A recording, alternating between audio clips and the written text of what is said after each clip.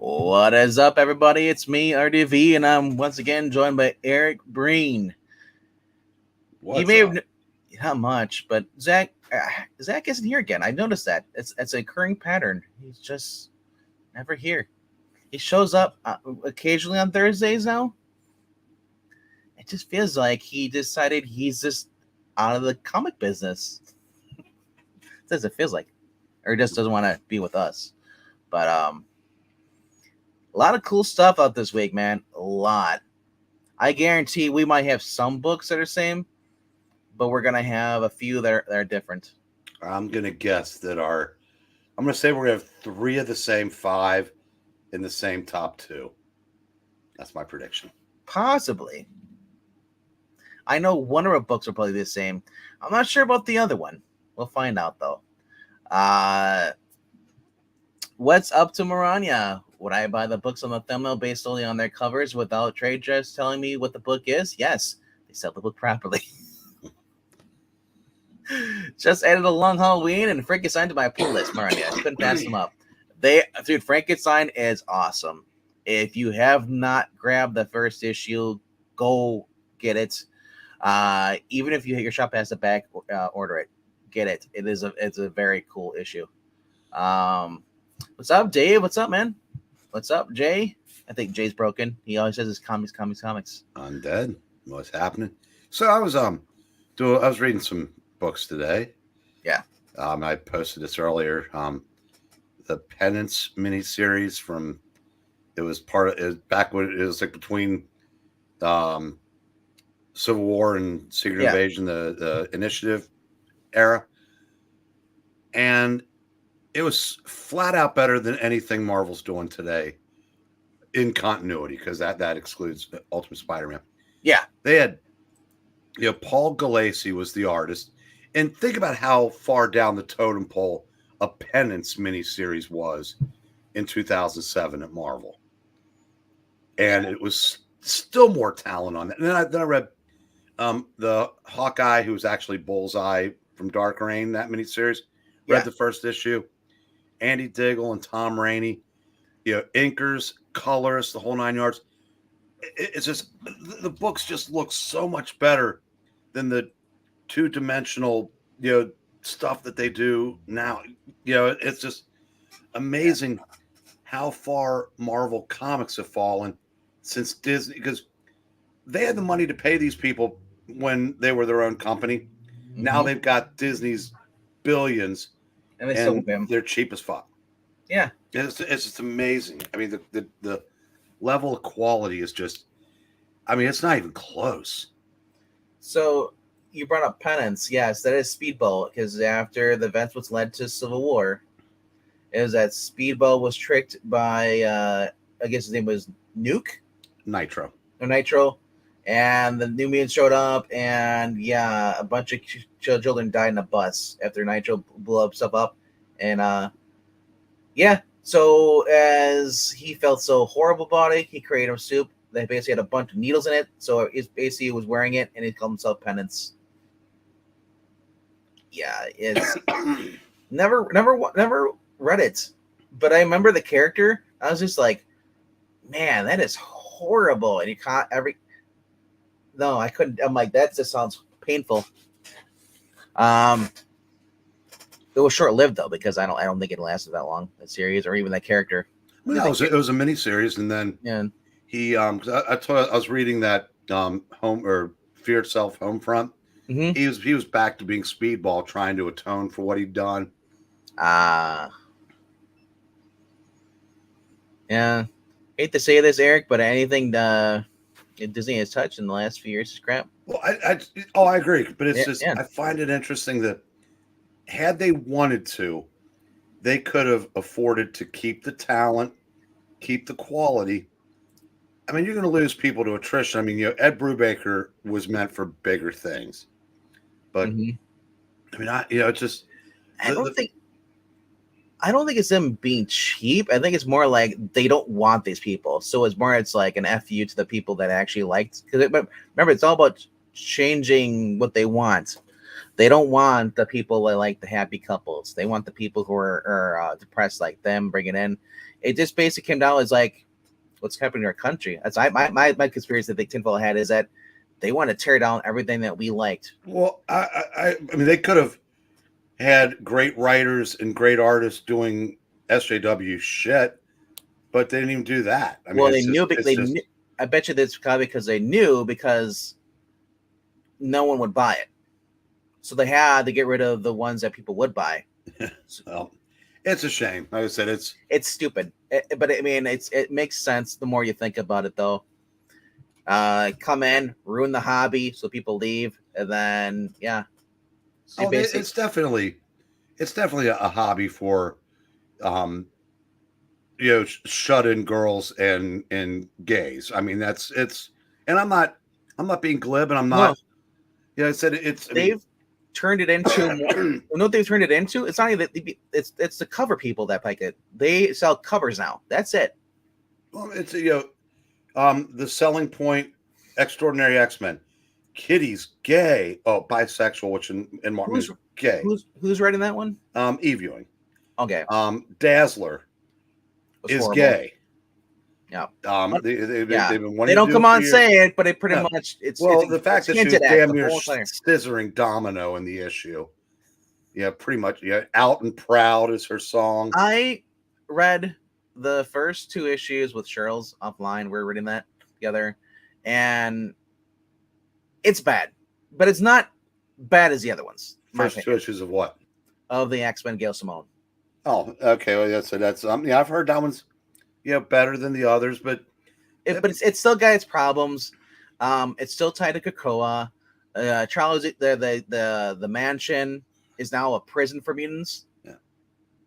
And you got two teams. You got Cyclops and the other team, and you got Gambit, Wolverine, and Rogue are now teaming up with Jubilee to train these other kids, these new mutants. And it's just like, it is just problem with this is that you got 3 different X-Men stuff going on.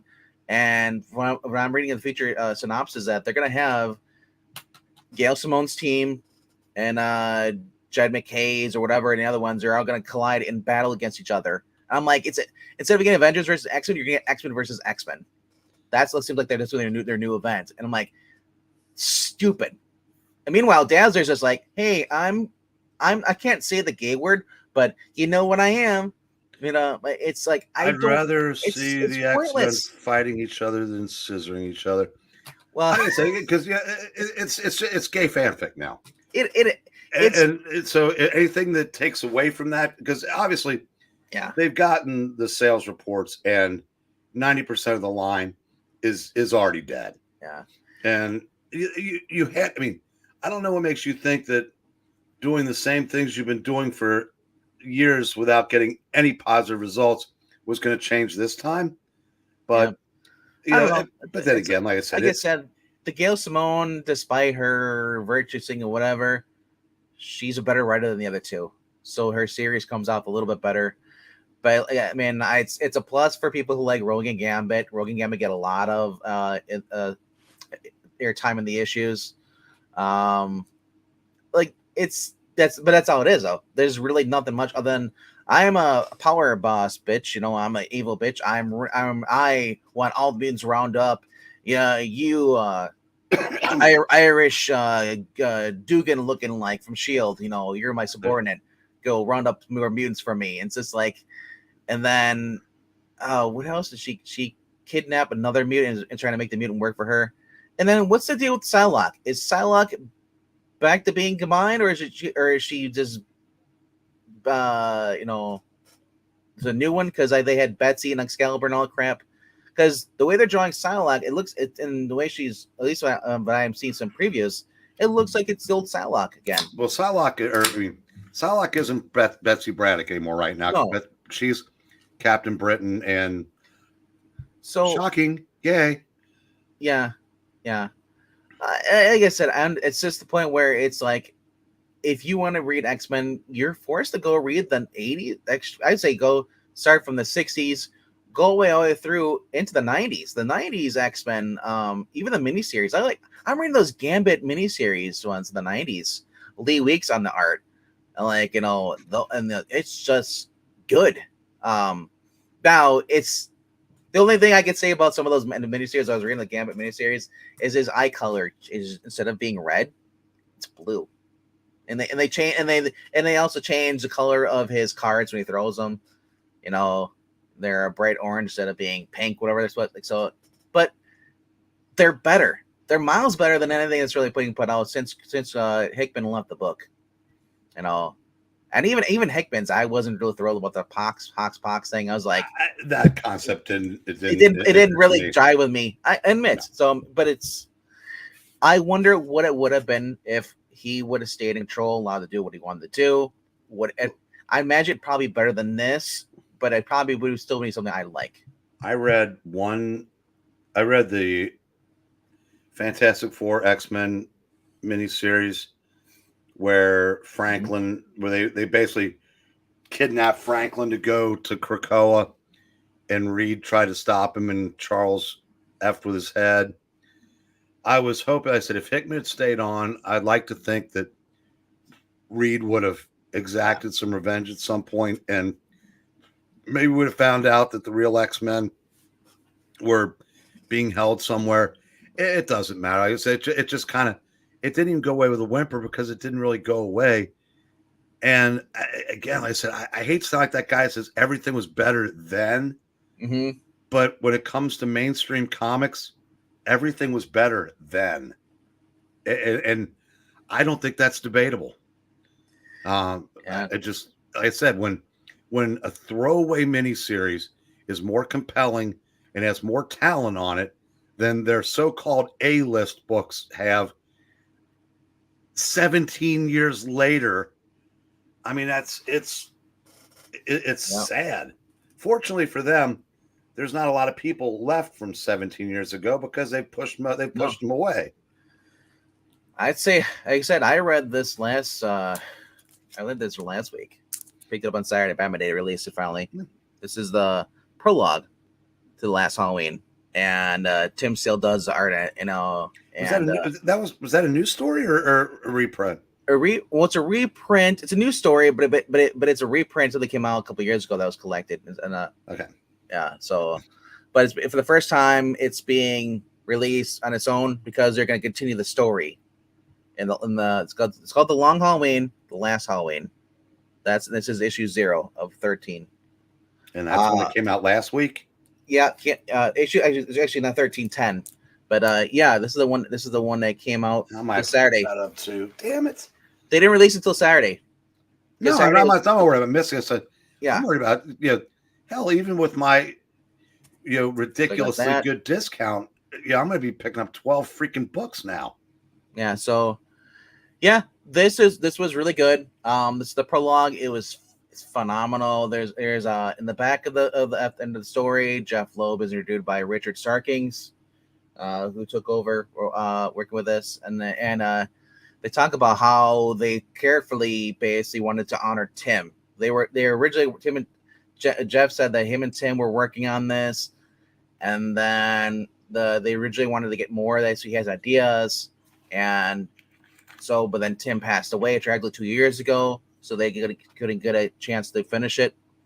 But he said Tim was pretty much a part of the storytelling as it was Jeff that he was. Jeff said, like, Tim told me what he wanted to draw, how he wanted to draw skins, and we'd find a way to put him into the book. That's what they did for Long Halloween. That's what they did for Dark Victory. So with this, you're gonna get really cool stuff because that for each cover, including the prologue here, the next 1 through 10 is going to be unseen Tim Sale work. So the next, the 1 through 10 has the covers, covers where he was working. So 0 came out Saturday, and 1 comes out tomorrow or today if they're still doing that. Wednesdays, yeah. KG about 14 minutes. Yep. What's up, KG? So, like I said, this was released on Saturday because they get people excited for this Wednesday. So, and I'm gonna slightly disagree with Maranya. I think it had more to do with Stan Lee just writing that because it fit the story he was telling at the time. I don't think Xavier was ever supposed. He was. I don't think that it was not something he liked doing, and certainly not to people who had helped him, and So hell, at one time was served on the same board of whatever you would call the Illuminati at the time. I'll show you guys some of the artwork on this. Hold on. Oops, that one. So literally, if you're wondering what the art's going to look like, this is Tim Sale's art. He worked on with this.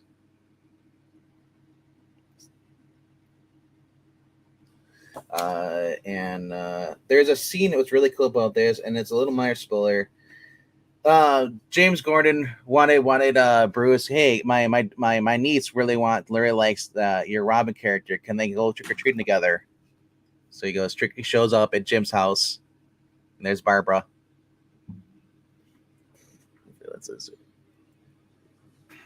So, and then they go trick or treating together. That's a cute scene. I thought of this. But Tim Sale is doing the art for this one. It's his final art that he worked on. You also get some cool here, the back of the story. Talk about the storyboards he did for this, along with the so. Yep. So you're getting a lot of cool artists on here. Becky Cluno William was the only thing I saw. I was like, but I think she's just drawing. She's not writing. Chris Samney is going to be drawing here too, doing an issue down the line. Very fun book. So if you like Tim Sale and you like the Long Halloween, like I said, they're very respectful to Tim. So Tim Sale wanted. They kind of had a deal what they wanted to do, but they never got a chance to finish it. So and it's gonna be very respectful to Tim. Like I said, they're not bringing in like people who don't, because basically, but Jeff said, I want people who can match Tim's art style. Well, I also say that Maranya, Doctor Strange messed with more minds than Xavier did in the first 30 years of Marvel. I just think I said I think Hickman was just did complete heel turns, but I still think there was a twist coming because even though I know that today's reader sides with the bad guys, I just don't. I don't know. I said guess it doesn't matter now. But this also goes released on Saturday for Batman Day. This is the deluxe hardcover. This is not hardcover. As far as I know, there's nothing really new in it that I know of. There might be some sketches in the back. This was $50 US. It wasn't too bad. So including on Saturday, they also had released Detective Comics 27. It's pretty much magazine style. It's the original book, including everything in there, including your old school newsprint paper that they use for this, which is really cool because you get here. You can see like here. The best way to describe it. This is the first page, and this is the glossy part. And look how dark that is. It looks like it's been sitting in your attic for a while. Yeah, I love that. Or in a garage. Oh my gosh, I love how dark it is. Full 64 pages in magazine size print. So slightly bigger. Almost. I'd say almost a little bigger than the comic book today. But no, Vita's not on this. If you're looking for Vita, she does have a book coming out later this year, maybe next year. She's working on something for Image called Horizon Project. She'll be doing one of the anthology one shots on that. But like I said, I'm kind of glad I picked these up. The Long Halloween book I already have. I got a collection was it 2 years ago where they had when the Batman came out, that movie, they released a box set and they had the Long Halloween in there, but also had Batman Eagle, the Darwin Cook thing, whatever. And then they had I think the other one was the Batman Year One. So, but yeah, check them out, man. It's great.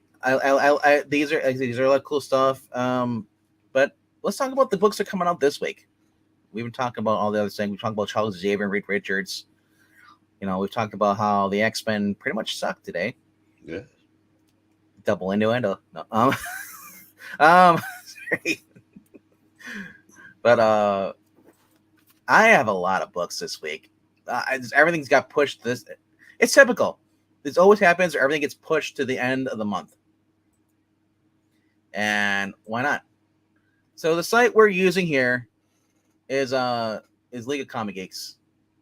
And if you've not used League of Comic Geeks, League of Comic Geeks is a free website you can use. You can create your own account, keep track of the books or pull list stuff. They even send you alerts to your email alerts. But like I said, it's a great way to have control of everything. All right. Plus you can you keep this. You can do the notebook, the old school method if you want to, or you can do. There's a. What was the other one they have now? It's like a CBZ is the other one we pay for. You scan the book, but this is pretty cool too. All right, so top 5. If you're new here, top 5. We just take the 5 books from each of our pull list that we're most excited to read, and it's hard to narrow it down. I had 17 books on my pull list, 17 because everything got pushed this week. Always at the end of the month, everything gets shoved, and there's so much good stuff. Like I got books that are just starting, and then there's books that are ending, their runs. So, I'll go. You know what, Eric? I'll let you go first. I'll let you go with your number 5 because I guarantee you have a 5 this week. Yeah. Well, let's put it this way: there's so much stuff coming out this week that Kill All Immortals didn't make the cut. Same here. Top 5. Same here. So my number 5, Frankenstein.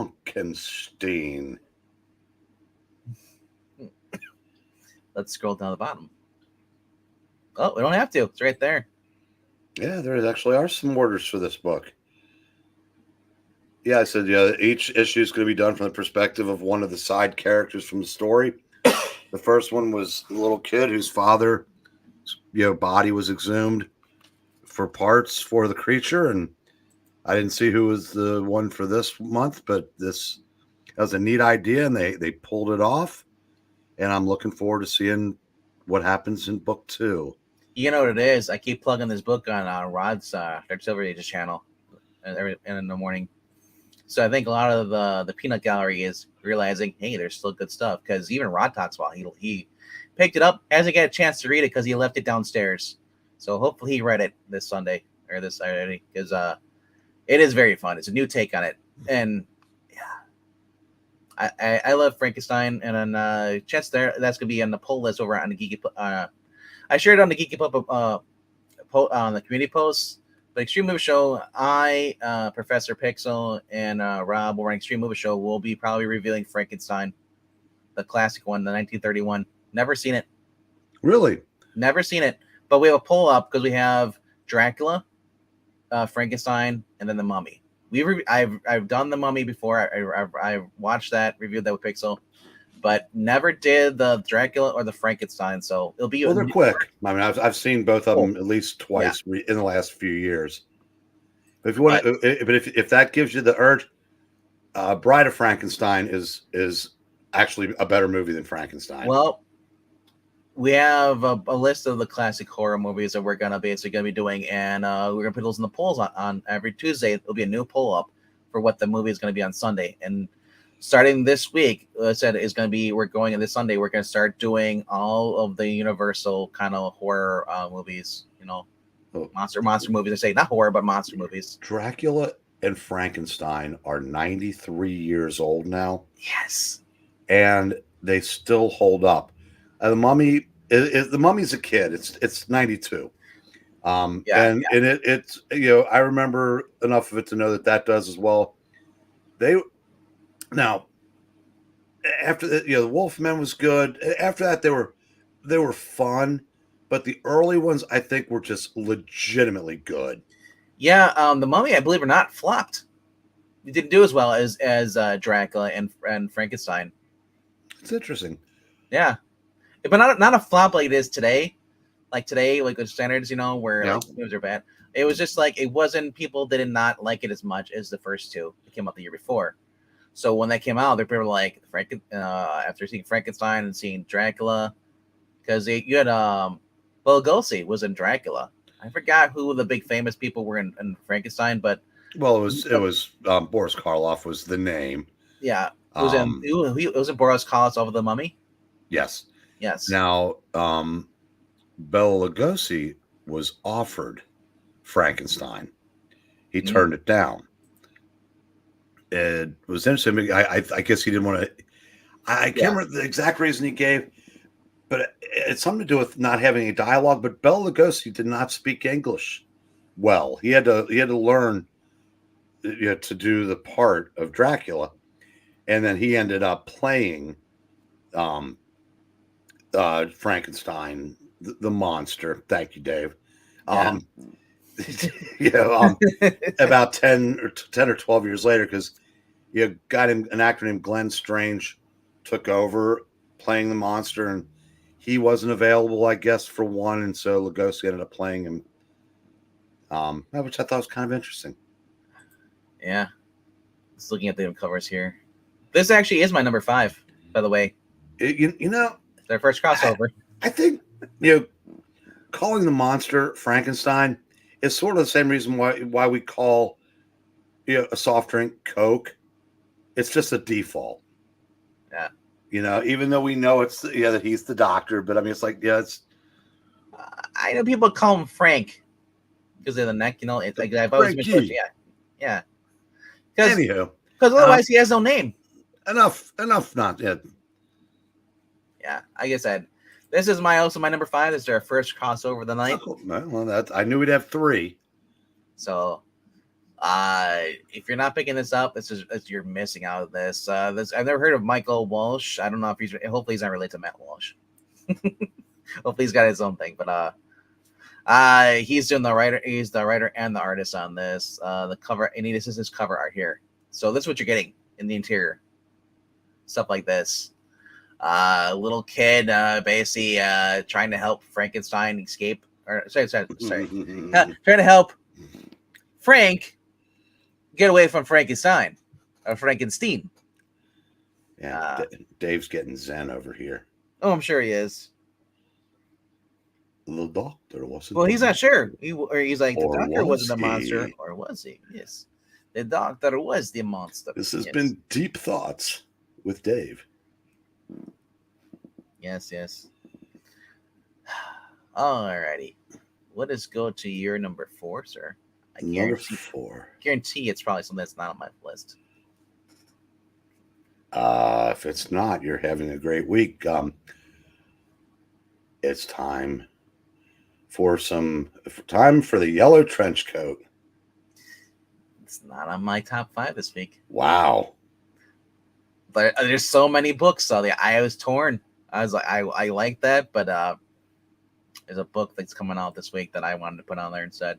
But well, I know what you're probably thinking. I said, the reason why I believe its initials are MO isn't on mine because I'm going in fresh. I mean, I don't know what to expect. Yeah, I'm sure it will be good, but I just passed it. It's right on top of Red Sonja. There it is. Yeah. Right on top of Red Sonja. Great place. Yeah. Honestly, it's on my pull list, but it's not my top 5. I'm looking forward to reading this too. But I knew you'd be picking it. You'd be probably either you or Zach. If Zach could be here, you have one of the books that's on my top 5 that I still want to talk about. And like I said, this has been a fun series. I'm not a big Dick Tracy fan. I like the movie, but I never really cared for the original comic books. I tried reading them, and I just wasn't into them. Maybe because the art style. This is more modern art style with a little bit noir. But storytelling is really good. And Geraldo Borges is the artist, and it's just crazy good. Unfortunately, though, everyone's too busy focusing on what the X-Men are gonna do or what they're gonna say and how they're gonna come out. I don't. Does Wes talk about this book? Yes, he does. Yeah, I've heard him. He's talked about Dick Tracy, Johnny Quest, All right. Flash Gordon, and Space Ghost. Man Cave is quickly becoming what Boom Studios used to be. popular. Yeah, they do a best of the week every Saturday afternoon Okay. with Drew. It's usually runs about 20 minutes. Worth checking out. Like I said, this is and speaking of, if you have about 20 to 30 minutes, go check out Drew was on the channel with Aaron Sparrow this past Wednesday last week. Yeah, you can just fast forward through Aaron. Well, he's at the end, so you can just cut that part out. No, but yeah, honest, freaking gangsters, man. If you like the Gotham TV show, you like Ben McKenzie's portrayal as James Gordon, you're gonna love this. This is a hard as nail cop. He doesn't take shit. Literally, even when he's he's the only one man going against an army. He doesn't go in. He doesn't run away, a cower. He's like, no, I'm taking out as many of you fuckers as I can with me. I think Micah would know this better than me, but you're talking how you're never really a fan of Dick Tracy before this. Well, the movie. I think that if I recall correctly, almost all the Dick Tracy were comic strips. Yes. And it's a different form of storytelling, even though it's still sequential. Because if you started that Spider-Man cartoon or comic strip thing I gave you? I've read through it, and I do like it. And that maybe I'm really biased because I really do experiment, and I do have read some of those in the papers growing up. But if you notice, it's different. I mean, it flows different. Differently. Yeah, this is a rare instance of getting Dick Tracy in comic book form. Yes, and I do think that makes a difference. It makes a huge difference because Spider-Man. I'm used to him being in comic form, but I also read him in comic strip form. It works both ways. Dick Tracy to me works better in this than he does in the comic strip. I agree, but we would probably lose that debate because of course, we got like 90 years of comic strips working against it. But either way, like I said, if this is enjoyable, and I originally decided to get this because it was Dick Tracy and it was an old past property, and gangster I'm looking stuff. for things like that. 40s, yeah, just like even though I've never seen Johnny Quest the cartoon, I really want to get that book. Same with Space Ghost. I never watched that. Wanted to get that. I'm looking for things to from the past to see how they're done today. And to my surprise, unlike 6 or 7 years ago when all these properties were coming back woke AF, these are coming back. They're very well done. Yeah, like I said, it's refreshing to see a smaller publisher that actually realizes, hey, the big two are dropping quickly as far as sales. If we want to survive, let's start doing some really cool properties. Dick Tracy is a popular IP. We will get some of the older readers coming in and reading this. We even get some new people, and the fact they just pay respect to the character, but also respect to the reader as well. Like I said, Mad Cave has been knocking it out the park. They got Kosher Mafia is another style like this, and honestly, these are all do fit into what a lot of us have been missing out. Just good storytelling. If you love the movie The Untouchables, pick this up. If you love like just The Rocketeer or any stuff, this gangster stuff movies like that, pick this up. This is awesome. It's none of this where they're gonna put modern wokeism into it as far as Dick Tracy runs into a guy that's that's got he's dressing up as a girl. You might there's none of that in there. You don't have the lesbians and all that stuff. It's all become about the lesbians. Like it's basically just about a cop trying to beat down corruption. Got a new player, Flat Top, that he's never heard of before, and just people are getting bumped off left and right, bullets flying. He's got a girl he met, it's you see in the movie, it's just like I said, it is just manliness. some would say toxic masculinity, because it's doing everything that Gillette hated. It is fun. And Dave, with your deep Dave thoughts, just called it a DDT. Yep. Wrestling reference. All right. Anything else to say about this? I mean, no. they got connected covers for those who like connected covers. That's always kind of cool. Yeah. How is that guy alive?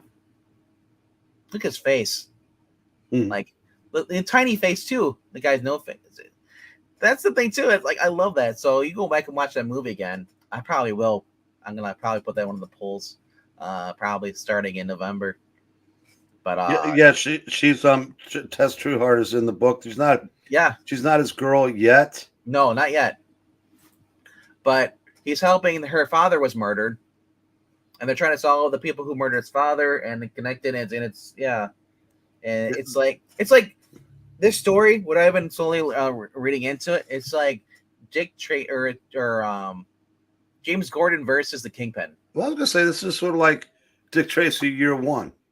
Yeah, because that's I said when you made the comparison to James Gordon from the Gotham show, that's pretty accurate. That's one of the reasons I really fell in love with this, because it feels like it. I'm not sure how many are going to be in this. If it's going to be more than 6 issues. What, the Dick Tracy? Yeah, is it? Well, yeah. Well, it said right there. No, this is the finale of this story arc. First volume, yeah. So. And what's the last line say? All right, conclusion the first volume because we're just getting started. Like I said, yeah. I hope it goes more than 12. I hope it keeps going. Honestly, I'd rather buy 50 issues of Dick Tracy than just anything else. I'm just glad that last line says we're just getting started instead of we out, bitches. The epic conclusion, the 6-issue miniseries, yeah. That we wrapped up in 5. Yeah, right. And I like that too. Well, I know there's a lot of 5-issue trades now too, but anywho, you're number 4, sir. My number 4 this week. I read 3 volumes of this freaking series to catch up, so I can read this one coming out tomorrow. My number 4. Let me scroll down to it. What's your MO, Venkman? Yes, my MO. Well, it's a very good series. Oh, and you notice how far you have to scroll down to find Mark Millar books? Yep. Because I think he has pissed off the new modern audience. Boy, he ain't going to get those fans back tomorrow. Did you see what he's doing tomorrow? No, what he's doing tomorrow? Sit-down interview with JDA. Ooh. I love it. Like I said, I mean, I don't care that he pisses off everybody. John, when he's talking comics, he got along great with Eric Larson. When he's not drama farming, John Delarose is arguably the best at this kind of stuff. It's no secret JDA is not. I'm not the biggest fan of JDA. No, I totally get that. But it's Mark Millar. That's what I'm watching it for. So no, I said, but I promise you, John won't irritate you because I said he's professional when he has to be. I wish I wish he didn't get involved in all the drama stuff because he's a good writer and he's got his when he reviews like he's a huge Archie fan. He gets all those Archie archives. Yeah, and reviews those, and I said that. So I said when he does that, I enjoy his content, and we have sports and comics. So I've never had a problem with him other than problems he's had with people. But let's talk about this. This is the final volume of Managing Order. I have been following this series, and it is crazy. I just read volumes 2 through 4 this morning, trying to catch up. So that's 6 issues each volume. So, and this is a very, very good series. I didn't realize this is the final volume, but but you learn stuff about the previous volumes. Her mother was a psychic. Basically, she left her and her half brother and her father because her mother kept seeing visions. She knew how everyone's going to die. She had no matter what she did. So basically, she abandoned her children. she knows that, like, she kept saying, like, my kids are all gonna be dead. They're gonna be dead by age 40, and Cordelia being the half a half child, basically her husband, her father basically, she's the only child. She basically was a bastard child. She was born from an affair, and her being the last Moonstone now in this volume, and it's just right there. She's told she's going to die soon. There's nothing she can do about it. She broke the rules, and now she has to pay the price, just like all her friends. She broke the rules in the very first volume. You're not supposed to use it for self-gain, magic for self-gain. She used it this device to bring everybody back to life that was killed off. And it's just consequences. Her brother broke the rules too. And, like, it's just like her whole family is wiped out. It's just her now. Of everyone here, her family, the Moonstone family, she's the last heir. She's also the president of the Magic Order. She's not she starts out as not a likable character, where then she does something you like, but then she also, because she has issues, so she's on and on. This character, there's a lot of those rhymes I read this morning. I liked her on and off. Like, she wasn't like solid, like, okay, I'm back in Cordelia, but, like, her heart's in the right place. That's why I could say this. That's one of the things I kept me coming back for this series. Yeah. So for those who may have read the big game, the last volume, there's a new Magic Order. Basically, she has a whole bunch of new people that took over the original people's the Wizards parts, and now she's in charge of everything. And then, like I said, now, and there's consequences for her actions. And it's just been great. Throughout the series, you meet the characters. There's a guy, there's a castle they have where they meet. It's in a painting, and then, like, they basically go into the painting, and it's like a real life castle. And in a moment of time, up there, and there's a guy in there, and Edgar, you don't know who he is, but you don't know his background. They explain that who his background on. You get hints of it throughout the series, but towards the last volume 4, they tell you exactly who he is. So, like I said, I love Mark. Every character has a purpose in this. Every character, you get to learn throughout the series their backstory and how they came to be, and why. It's just fantastic. Yeah, Undead Quinn, you should read this series. It's a very fun series. And yeah, there's a crappy J Lee cover if you like J Lee. That's not a crappy J Lee cover. Her face. That's a J Lee cover, but it's not crappy. It's I'm not a fan. No, they're all J Lee covers, so they don't have to call them crap. No, I mean, there's no grossly misshapen anatomy in this cover. The neck, the long neck, the hair, the face. That's not bad. Yeah. It really isn't. In fact, you consume enough bad comic art to know that that's not bad, and I can see bad art so I recognize bad art when I see it. You should. Yeah. God knows you're reading comics today. You're exposed to enough of it. Yeah. What is this, volume 4? Once looks asking. This is volume 5. 4 volumes? Last year was volume 4. God. So now this is the 5th volume, the final 5th volume. Yeah. That's why it's called the Magic Order, and it's a 5 here on the bottom. Yeah. Like I said, fantastic interior art. This is the guy doing the interior art, is the cover artist for this. Yeah, Justin was asking, can you enlarge the cover, the J Lee cover? Oh, the J Lee cover? I mean, I don't want to. It's freaky as it is, but they're doing a boys tribute, if you're wondering. For those who've read The Boys, this is I guess like a boys homage. If it's not, it's pretty much the same. So you're on the ground, everybody's looking down at you. So yeah. What's up, One Slick? What's up, Justin? Great to see you. You always showing Justin here. His neon blue, bright blue avatar pops out. Give me an Undead Quinn. It's like looking at a bunch of Skittles. Their avatars, the different colors, pink, red. All right, but like I said, I'm having fun with this. I'm looking forward to the series. I will be sad when it ends. You know, I I want to know, will this tie into what's going on with after the events of Big Game and the ambassadors? Because the last volume, there's no mention of anything that happened in the Big Game.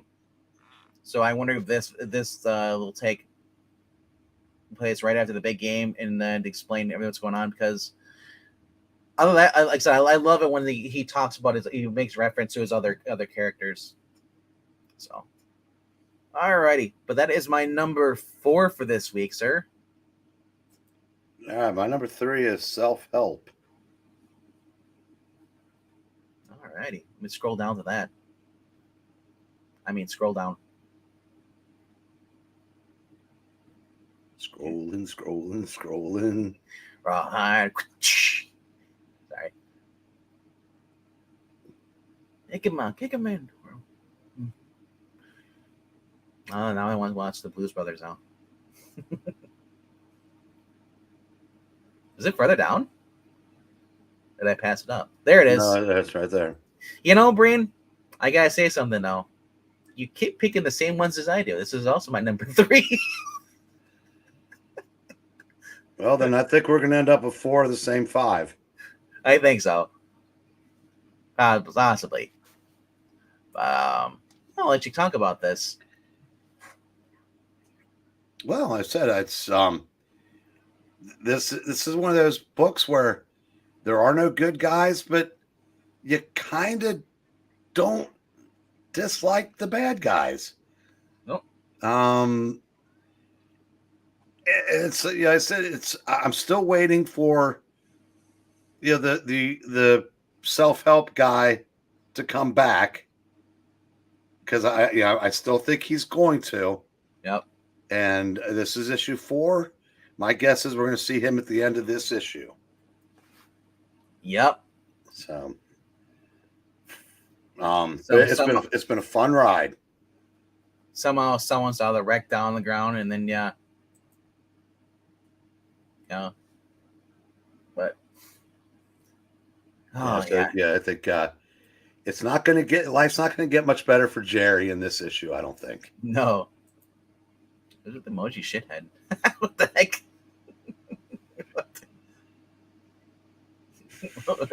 It's weird. That's wow. I guess is that one of the Pulp Fiction stills, because that's definitely that's what it looks like. It's definitely a Pulp Fiction trade dress. Yep. But yeah, I said I've enjoyed this series. I only found this because something that was supposed to come out the same week as number 1 didn't. So this caught my eye because it was basically in the place where the other one would have been. And I'm really glad I did, because this has been fun. Yeah. We've been finding a lot of weird books. It's just kind of like you and I were not reading Mad Cave, so Kosher Mafia came out. They're like, what is this? Yeah, and Kill All Immortals was kind of a blind buy, and yeah. So it's been a good year for indie books. Wow. Normally we're talking about Brubaker. We haven't been talking about Brubaker. To be fair, we only get to talk about Brubaker 3 times a year now. So I know that's because he's involved with the show, I guess. Well, he just does the 3 graphic novels a year. Yeah. And I think we've already gotten all 3 of them for this year. So yeah. Personally, I want to see a Reckless next from him. Yeah. Because we haven't had one in over a year now, and these last 3 would be the best stuff most writers have ever done, but I don't think it's as good as Criminal or Reckless. So I don't think the last 3 have been. So I forgot to mention Magic Order. They released back in July. They released the first volume in the trade for Dark Horse. They're gonna have another one in October. So they're gonna they're releasing all the trades through Dark Horse Publishing. They're pretty cheap. They're like under $20. Yeah, I'm gonna when I get a little more solvent, I'm gonna start with the first volume and read my way through them, because that's I said I'm a fan of his work, and I'm a fan of him. So that's self-help though. Guy is an Uber driver. That's all we're told in the beginning. He picks up a guy who looks just like him, who's a self-help guru, who's also got ties to this other mob guy who's embezzling money for him, and they go off a cliff. He survives, and he realizes, you know what? I'm done being this life. I'm gonna take the other guy's life. And he stumbles into it, and now he's in a mess. And then we learn plot twists about Jerry, who he really is. Tons of twists and turns in self help. You should be reading this. If you're not picking it up, I don't know if there's gonna be a trade. It's one of the reasons why all these books I've been starting to pull the trigger and just buying the floppies because there's no advertisements for trades. And some of these, even though it's through Image, maybe we'll get a trade, maybe it won't. But I know that my Mad Cave, the Dick Tracy, I don't know if that's gonna get a trade. I mean, it might. I know that the Dynamite releases trades, at least of their books. So if you're picking up or going to pick up, what was it, the one you were talking about? Those Dynamite, those Space Ghosts, that'll get a trade. But not everything gets trade these days, which is good for the business. Means you have to buy the individual issue instead of trying to wait for the trade. I would like to see the trades go the way. Remember when there used to be an appreciable amount of time between the theater release and when it would come out on streaming? Yeah. Or in the old days on DVD. Mm-hmm. We need to go back to that because, as to your point, it's too many people have just adopted the wait for the trade, and then they'll pick it up. Then, eventually, if there's no places to go get the individual issues, and it's just going to get lost among a sea of things on Amazon. That's not healthy. So, anyway, so we have the same number 3. All right. What's your number 2? Batman: The Long Halloween, The Last Halloween. Ah. All right. I'm going to clarify. I do not buy DC Comics because Mark Waid is a complete son of a bitch. But Jeff Loeb, although I'm not a particularly big fan of a lot of his writing, I respect as a person. He suffered an incredible tragedy in the death of his son, and professionally in the loss of his longtime collaborator. And this is a tribute to him. To me, that outweighs the fact that Mark Waid is a complete piece of walking shit. So I'm gonna pick this up. They have alternate covers, but why would you want to get anything but Tim Sale's original art? The Jim Lee variant. Well, I will say, for the same reason why, I said I think that this isn't. Yes, you can say it's a cash grab, but it also you can kind of call it a tribute as well because there's different artists on every issue and it gives people choices. And honestly, there are people that aren't the biggest fans of Tim Sale's art, and you're still paying tribute to him even if you don't get the cover he drew. Edward Rizzo, the guy who's taking over for the issue 1. This is his cover right here. Wow, that does not look like him at all. Which one, Batman? No. And I said, Eduardo Rizzo is the guy drawing Torpedo. Yep. And he did all 100 issues of 100 Bullets. To me, it looks way different. It does. I said, it does not look like his art at all. It looks like he improved. I don't know that I'd say that, but I mean, he's an acquired taste. I mean, I love his art. But so, like I said, I'm getting the Tim Sale cover. The main covers. The main covers because they actually went through a Tim Sale's agent and they found black and white sketches that he did. Nothing he basically drew he was working on the Long Halloween, this stuff. And these are the stuff that he left over, and they said, you know what? They chose 12 of the they said there was like at least a couple ton in the back of the book. They said that he had all that scattered there that he was working on, and they said, you know what, we're just gonna take his art, put it on the main cover. It wouldn't be right to have anybody else's art on the main cover. So each issue is a Tim Still art piece you've never seen before. 2 years after his death. That's nice. Yeah. So this is not my number 2. Because I have your number 1 as my number 2.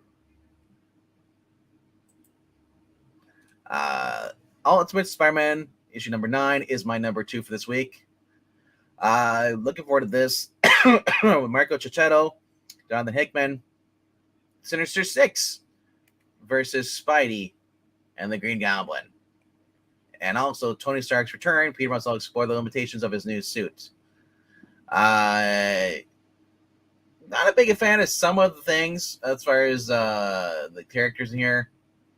But I don't know. I'm looking forward to this. This is a Sinister Six story. I love Sinister Six stories. It's one of my guilty pleasures. It's just great seeing Spider-Man going against, but this time he's actually going up against them with the help of the Green Goblin. So it's like, what? It's a good Green Goblin, right? Yeah. It's James Franco. Yeah, honestly, I'm more of a fan of the same things that annoy Wes is what I like best about this book. The Mole Man. I have literally read over 1,000 different comic books with Spider-Man in it. I'm more interested in the family dynamic than the superheroing, and the Jonah's a good guy, Ben being alive. So I'll take all of that I can get. Right. But I said this is also very well done, and so I'm looking forward to that. And hey, so I think since I know what your number 1 is, and you know what my number 1 is, and we've talked about both of them, we should probably we'll say we just head over to Trade Town. We will.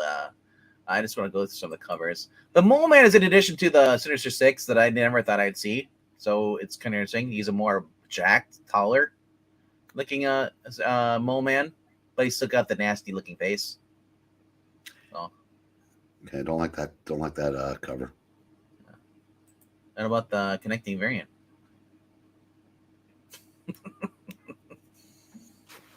It looks like a Peach Momoko cover, doesn't it? Yeah, that's not really doing it for me either. How about the Carmen Canero cover? She's the one that was working on the Black Widow stuff, I believe. That's interesting. I mean, that's. Remember they're going to buy a new newspaper, but their own place. Yeah. I mean, that's cool. I mean,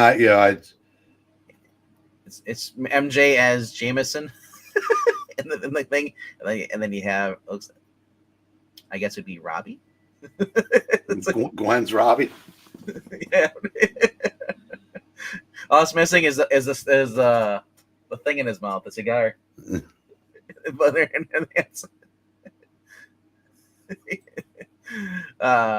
Yeah, that's the other one, and then they have Merca and Dolfo. So, yeah. Like I said, I am shocked that this is still going. I would have figured this would be done, soon. Because Marvel has a thing where they just don't like having people buying stuff that's not progressive. So maybe this is a new leaf. Maybe they realize, hey, this sells better.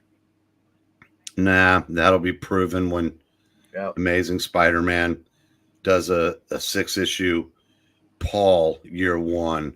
So people were speculating, is like, what if they they're gonna have the new Black Cat? She's gonna be the Paul in this series. You know what I'd like to personally. Yeah. After this has been going on for a while, and after they've realized that they've made another mistake on Amazing Spider-Man, just give Hickman and Cicchetto Amazing, and let them put the marriage back together. Yeah, it would be better. better than the nonsense we're getting. You know, like I said, I bet you anything that Amazing Spider-Man, because it's still a top 2 or 3 selling book every month. No, but if you put Ultimate Spider-Man and you put that in the same effort into the Amazing Spider-Man with the marriage back together, oh, it'll be number one But I every was going week. to say, Yeah, I would say the percentage of copies that are immediately bagged and boarded without being read is at least 50%. yeah. Oh, I know No. he'll never do that, Justin, because I said he's some kind of, I would say some kind of loyalty to Joe Quesada, but my guess is he agrees with him. Wow. See, it's suppressing. I go down. Hey, remember the Flash? Wow, Broken Legacy. Blah blah blah. I don't care for this either. Juggernaut crap, whatever that is. For who? Is it the? Well, this isn't the good one, so I don't want to taint his name. Okay, that's fair. This is a Juggernaut Deadpool. Or Pool or nut? I don't know. Pool nuts. Zatanna, I'd be picking this up, but then it's crappy Mariko Tamaki. Yeah, no. Yeah.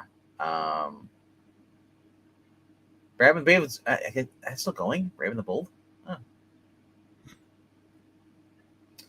Moon Knight. I was like, oh yeah, Phase of the Moon Knight. Is this going to connect into what's going to new series? It's Jed McKay, but then I realized it's pretty much crap. Jed McKay's only on this issue, and then it goes back to being shitty writers again. Power Girl, great. The boob window, nope. Yeah, Conan's dude. Farrell and Conan right there. Like that's if you're not these 3 books here in this. I'm not reading Road Song, but that's coming out as well too. I would be picking this up, but it's Stephanie Phillips. This is Ahmed, whatever his name is, Ahmadine Salad. I can't remember what his name is. Saladin Ahmed. Saladin Ahmed. Ahmed. Outsiders. Nope. I've actually heard that Saladin's Daredevil is not horrible, but then again, that's not. It's not my Daredevil. It's not. It's not. Chip ruined exactly a ringing endorsement. Because the reason I did not say it's still crap because there's still 2 Daredevils. Yeah. This actually might be more fun. The Deadpool team up, Rob Liefeld, than anything that's really coming out right now. I mean, I like Ultimate Spider-Man is good. He's great and stuff, but like Rob Liefeld actually puts fun into this, camp at this. You may not like his art, but he actually puts fun into the characters. Whole Characters number 3 is coming out. Oh wow! Chasm, the Curse of Cain, when nobody cares about. I just saw. I'm looking forward to Daredevil Venom War because Chris Condon is writing it. Yeah, that unfortunately, Justin, that's also the guy that wrote the most blatantly political story I've read in a comic book, which is saying something. In the first issue of Epitaphs from the Abyss. Yeah. Hey, now, I said it's if you were, let's put it this way, if you vote a certain way, that story pissed you off royally, and it pissed me off royally. And I love the Enfield Gang Massacre, and I love that Texas Blood, but Chris Condon away from Jacob Phillips, at best, is just the stories I've read are just there. The worst were offensively political. So I said I want to holding out hope that he's now getting. Let me wrap this up. He's getting work from the big 2 because he's getting Green Arrow at DC. Hopefully, you get the guy that does the quality of his image work, because that guy is fantastic. Okay, now I'm done. Undead Quinn only has 2 books this week. I just saw them. I was going through them. Number 2 is Man Goat and the Bunnyman Beware the Pigman. Number 3 really likes that Xenostoke book. I couldn't get into it, but I understand. And Farrell is his number 1 for this week. And what's up, Sherrills? Good to see you here. KG, I was also great to see you here too, man. Can't imagine having a number 1 that isn't a Turtles of Grayskull. I don't know if you're being glib, but I even looked at this. I think it's Tim Seeley doing the art or doing the writing on here. On what? This one, Turtles of Grayskull. So From what I understand, Tim Seeley is kind of churning leaf. Yeah, kind of deciding that trying to be a friend and ally to the cat ladies that run the industry isn't really doing him any good. So I think he's kind of adopted more of an FU persona. I think the 2020 kind of broke him, and then he realized that after that, he just said he was full hardcore, like anti-Trump, blah blah blah. Yeah, screw you if you don't vote for. Well, also I said, but like he was taken off a book because people complained that a black woman wasn't writing a black girl, and he said all the right things, but then I think he probably said, "What the fuck am I doing?" Yeah, before I started indulging my lesbian fetish on Hack Slash, it was really good. Local Man has been really good, and him and Tony Fleeks have been teaming up to do that. So this could be good. His weird scene with, I guess he's cosplaying. But like I said, I don't know. I didn't realize this was even coming out. I passed this stuff. I don't know. I'll have to check it out, man. Well, I don't have a dog in this fight. I hope it's good for people that care. Yeah. Yeah, it doesn't. Won't affect me one way or another. But it's like Archie. I liked some stuff Tim Seeley did in the past. Wasn't overwhelmed with his Green Lanterns stuff. I think he was on that for a while. Not Lantern, but the one with Simon and Jessica. A lot of Spawn out this week, though. Spawn kills every Spawn. That's a new thing. That's they've been doing that. Violator Origin #1.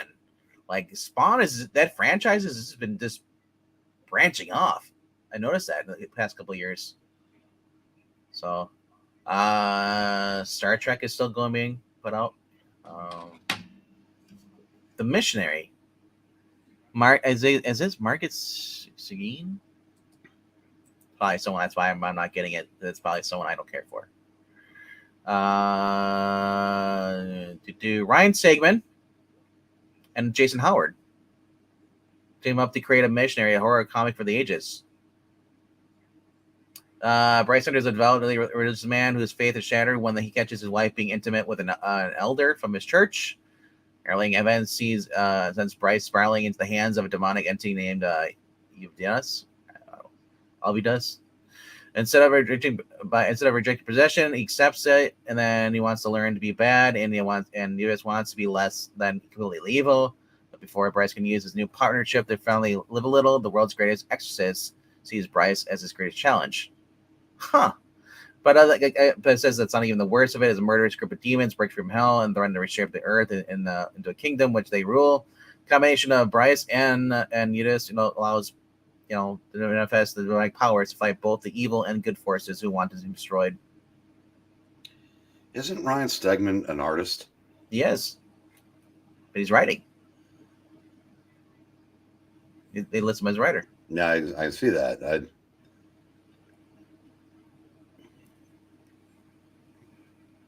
So look here, there's Tommy Bonvillain. The colorist? Yeah. Yeah. And as I said before, even Mags tries to find pictures where he looks like a girl. Yeah. Yeah. Scotty Young variant. Oh my gosh.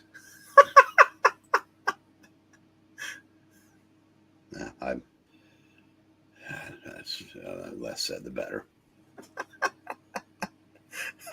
I don't know. I might pick this up. I guess I'll see how it does, and I'll flip through it at the shop. But yeah, all right. I think that's Knights versus Samurai. Never heard of that. That's anything image. Well, I said I said that Horizon Experiment. Oh yeah. Did we even mention Nightclub? Nightclub, is coming out this week too. Yeah, and Defenders of the Earth. Yep. Kill All Immortals. Big week. Huge week, man. Like Shake those couch cushions, kids. You might want to sell the couch. The Manchurian is I couldn't get what I could the money I could shake out of it for the couch. Grim Fairy Tales has been fun. I've been picking those up. So you got to team up with Gretel and whatever the her name is. I call her Snow White. That's basically what she looks like. Blade Runner, skipping that. Oh, Sela. Sela, okay. Yeah. Usagi Jimbo, Power Rangers. What the? This is weird. All right, there's self-help. Defenders of the Earth, there's that there. Final Fight has been a really good book. If you like the video game, it's exactly like the video game. Resident Alien closing out this week with Book of Life #4 for that chapter. Also being reprinted this week and for $15. You can get the prestige format. You get the oversized. You get the Superman versus Wonder Woman. I'm really tempted, man. I am so freaking tempted to get this, but I'm trying to hold back because if my omnibus for the Triangle character comes in, I'm like, that takes up a good chunk of my money. Lady Death no one cares about, and then Ram God. Well, yeah, Veronica and Betty. If you have not seen the variant covers for this, you might want to cover your eyes if you're not into vulgarity, because there are some steamy covers for Veronica and Betty. I mean, whew. I mean, they don't hold back on some of these facsimile variant covers. So, yeah, I guarantee you my shop will only have the main cover, the facsimile one. That's it. But anyway, though, let's go. I think that's the end for this. Then there's anything else coming up. Rat City. There's more variant stuff, more Archie stuff. Oh yeah, that's coming out. Jack Kirby Collector, 91. I don't know anybody who's getting that. And yeah, more stuff.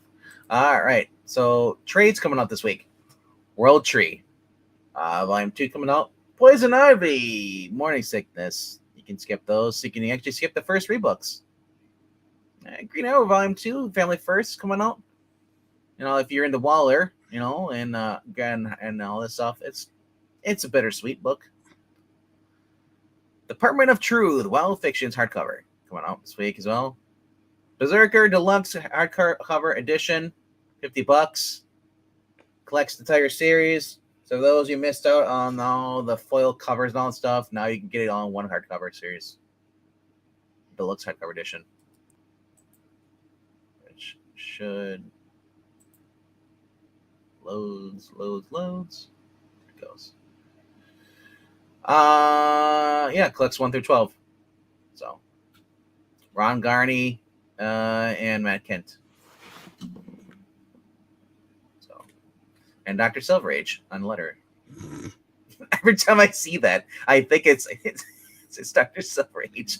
He puts a jacket on like that. I can't help it.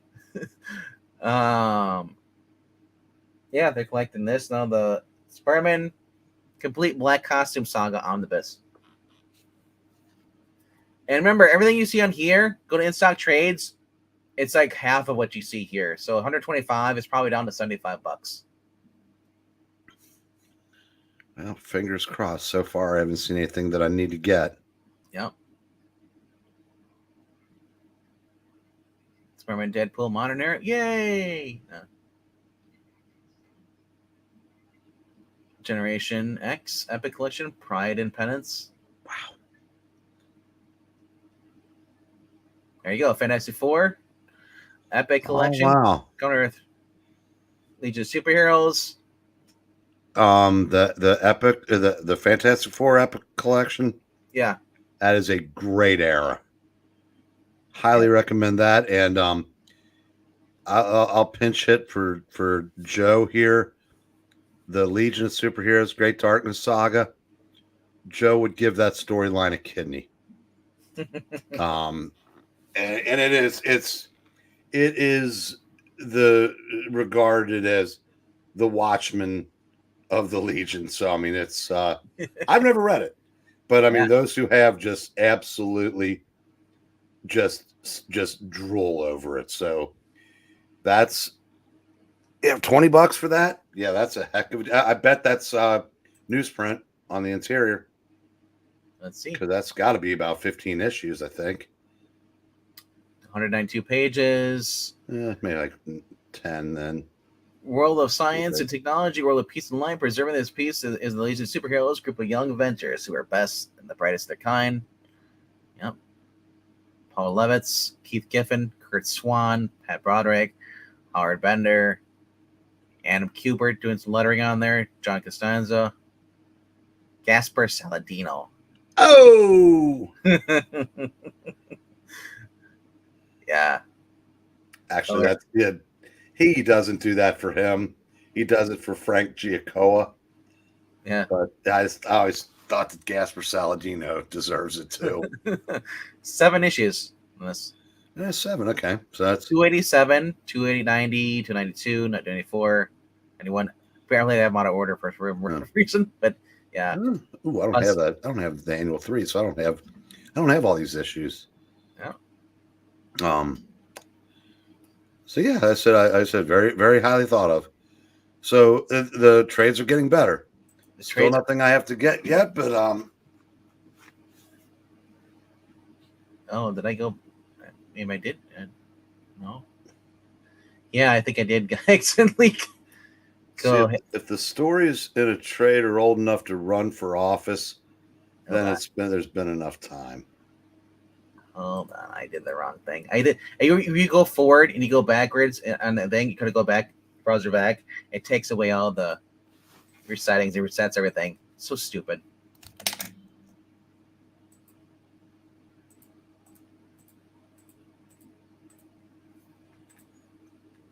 Yeah, there's always books. Yeah, I eliminate all the mangas, so obviously there's other stuff coming out this week that you guys can pick up if you want to look at it, but I grab I ignore all the other things here. They're usually like manga. I don't care about manga, but let's scroll back down. So yeah, I got that. Excalibur comes out this week, number 3, volume 3 omnibus. Then we have the Revival this weekend. Revival Compendium. Tim Seeley, Mike Norton. That was actually a smoking hot property at one time. This is not that time, unfortunately. Savage Sword of Conan, the original comics omnibus, volume 1 hardcover. $150. Coming off from Titan. So 2 different covers. 2 classic covers. Justice League Elseworlds coming out this week. Then we have the Infernals. I think that's Matt. Can't remember this, but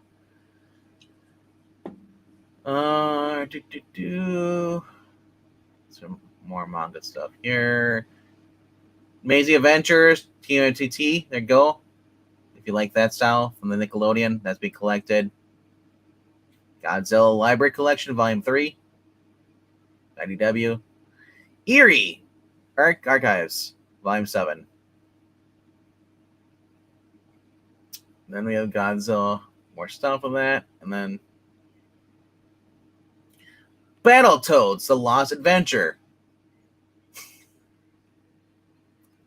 I don't know why that's a comic book, but Gateway and Drugs, first issue sampler. Giant generator first. What is this? First, I thought it was Florida Man at first. Barbarella, Burning Down the House, Volume 3. Through Dynamite. Distillery Gone by Jacques comes out this week as well. Army of Darkness, Xena omnibus. Second printing, $30. The Dusk by Alex Seguera, Elizabeth Little, and David Hahn. Jennifer Ludd, Battle Diary. That's Fred Valente. That's not the good one. Um, you can also skip Savage Squad 6 by Robert Venditti. That was shit book. I was so pissed. I'm like, it's Venditti. It's great. And then I read it. It's like, it's not Venditti. It's just him then putting his name on there and somebody else doing all the writing for him. Arm Darkness. A lot of stuff coming out for Arm Darkness. Halloween's coming up. So they probably figure, why not? These are decent. These are decent prices too. $16, $20. Yeah, never big into Army of Darkness as far as comics goes. Like I said, they've been slapstick kind of humorous. Some of the newer ones sucked. I didn't care as much. Like Death to the Army of Darkness, wasn't really a big fan of that. But I've only seen bits and pieces of the movies. I've never seen any of the three all the way through, so I have no real. Oh, really? Yeah. The second one was the first one was straight up horror. Then they rebooted it. I've just never gotten. I mean, I've just never gotten around to it. I mean, I know the first one was straight horror. Second one was kind of a little campy. Like the third one was pretty much an action comedy, wasn't it? Yeah, it was, because the second one they actually lost rights to the first movie, so they redid it with a more Three Stooges kind of dark humor. And then that one branches off into the third one, which is the Army of Darkness, where he's back in the past of like King Arthur and all that stuff. And he has was Ash in the original movie? Yeah. That's how little I know about him. Yeah. He used to have a comic book channel too. There's no proof of that. No, but Bruce Campbell was in all three films, including, and then they redid for those who watch the series, Ash vs. the Evil Dead, Ash vs. the Evil Dead, or that was a two series they did a couple years ago. They brought back everybody who worked on the movies. Sam Raimi came back to direct everything. Like I said, it was very, very good stuff. But yeah, I recommend this. Ash in Space, the Necronomicon, Deadites in Space, and the International Space Station. And who can stop it? Is, well, Bruce Campbell's character has to go up in space. Like I said, his hand gets possessed or being bitten by it. For those who don't know the story, I'll just give a real brief synopsis. Army of Darkness, or basically Evil Dead, or basically was, there's like the Sumerian text in this book of the dead, bound in human flesh, and in human blood, and the spell basically, when you read up this incantation, basically, it brings the spirits, demons into our world, crossover, and these group of friends are gonna go to a cabin in the woods in the middle of Michigan, over Dearmore, Michigan, or whatever, and they end up finding this old tape recorder. They don't know what it is, and so, and they start playing in the basement. This invites the demons, summons them to where they are. Ash's girlfriend gets possessed, and so is his sister. He's forced to decapitate dismember people. His girlfriend bites him in the hand. His hand gets possessed. He chops his hand off with a chainsaw. And eventually, then you see at the chainsaw, he basically attaches like a attachment to his stub so he can use it, and he has the shotgun. I see him with that.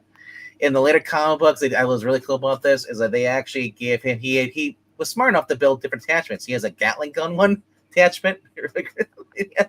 he has different, then he has a mace one. Like he has, they kept the spear for a while. Colin Blunt was a pretty good story. Some of the other ones, but that being said, though,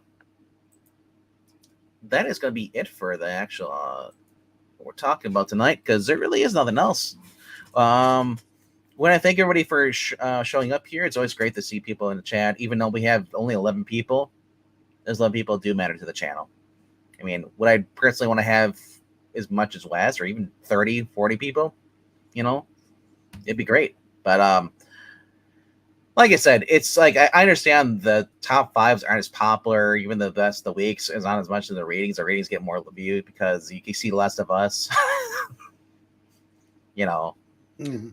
Maybe what it is the fact that Breen's never on camera. That's what it is. I guarantee that's what it is. Everyone wants to see we would have about 3 or 4 people. Also, and they'd all be covering their eyes. also the other thing is that we're shilling for books that people are pretty much like are now in the point where everything sucks now. That's become the mute point where there's It's not that. It's just no one's covering them anymore. I mean, yeah, a lot of the people that used to don't any longer, and it's just that it's very the niche. the interest is waned. I mean, Yeah, and it's Marvel and DC's fault. I'm sorry, I know, the audience they've courted don't consume, and the but people that would it love to carry the water for does. this industry have been pushed out. But it doesn't help when you have people saying there's a lot talking about all the bad stuff. I know Wes does. I appreciate Wes. Wes does point out there are good books still coming out, though. I do appreciate that because it's so easy just to say everything sucks and not talk about the good stuff. But I understand a lot of people aren't into like I said they pretty much left the hobby. Well, You know? I just think it's too expensive to hate read books. Now I realize there are other That ways to too. get them, but I Yeah. also like to believe that my time is a little more valuable, even though it's really not. But it's I don't. I'm too close to the other side to waste time reading bad comics at this Ooh, you, point. you made an evil black cat joke. Well, I didn't make an evil black cat joke. I was just stating Yeah. the fact that I said. I mean, hell, I'm 62. I mean, think about it, but yeah, it's true. I mean, but I said I'm not going to be one of those ones that read The Outsiders so I can trash it or read Dazzler. Um, Yeah. oh yeah, we'll be there in about Oh, 2 minutes. cool. Yeah, he All sent the right. link a couple minutes ago. Oh, you did? Okay, I didn't know. I Yeah. didn't hear anything. So, all right, cool. If you guys haven't subscribed, go check out I Love Comics. Me and Breen are gonna jump over there.